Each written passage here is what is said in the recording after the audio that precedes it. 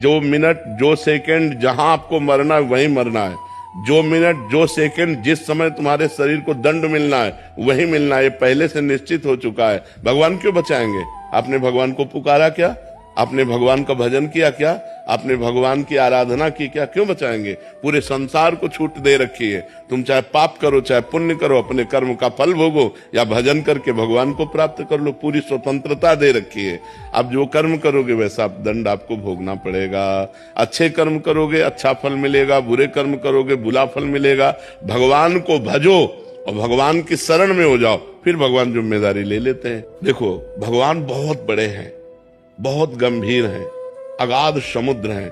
आपको आपका जीवन दे दिया, आपको बुद्धि दे दी, आपको कर्म क्षेत्र दे दिया। अब आप क्या कर्म करते हैं आपके ऊपर है।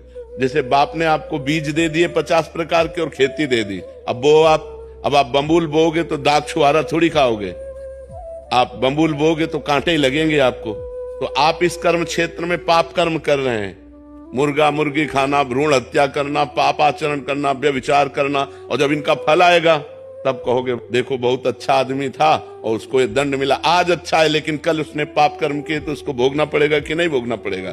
तुम कल को नहीं जानते हो, भगवान कल को भी जानते हो, आगे आने वाले कल को भी जानते हो, वर्तमान को भी जानते हैं। तो इसलिए जो हो रहा है वो अवश्य होगा, जो नहीं होना है वो कदापि नहीं होगा। हम अपने आचरणों को सुधारें, आगे हमारा जो समय आने वाला है वो मंगलमय हो जाएगा। यदि हम आज भजन करेंगे, आज पापाचरण त्याग कर देंगे तो कल हमारा बहुत अच्छा रहेगा। और अगर हम भगवान से नहीं जुड़ेंगे, पापाचरण करेंगे तो आज भी दुखमय है और कल और दुखमय होगा। ये पक्की बात समझ लो।